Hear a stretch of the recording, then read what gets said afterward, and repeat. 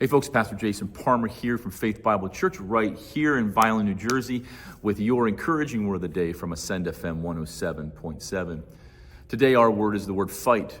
Now when you think of the word fight, you're probably wondering why is a preacher talking about fighting.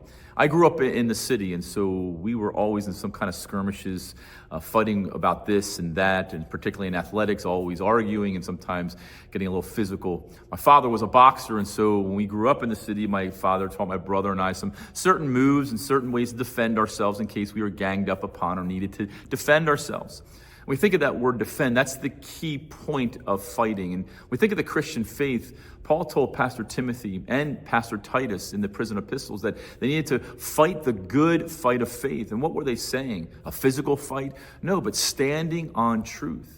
You know, we live in a world that there's false teaching going on all around us, and we must stand on the gospel of Jesus Christ. In fact, Paul's letter to the churches in Galatia was defending just that. These churches that he taught the true gospel to were walking away from Jesus. They were walking away from the faith in which they once received. They were now following this works-based salvation, and Paul was irritated. And so I want to encourage us as Christians today, stand on the gospel of Christ, stand on the truth of God's word. We can rely on God's word for everything with life, and it helps us in godliness. And so as we think about fighting, fight against the things in culture that violate God's word. We do it out of love, we do it out of respect, but we fight, we stand and fight the good fight of faith. Paul would close the prison epistle with Pastor Timothy. He says, I fought a good fight.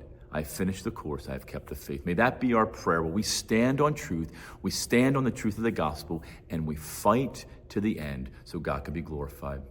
Continue to listen to more encouraging words on Ascend FM 107.7. God bless. Have a great week.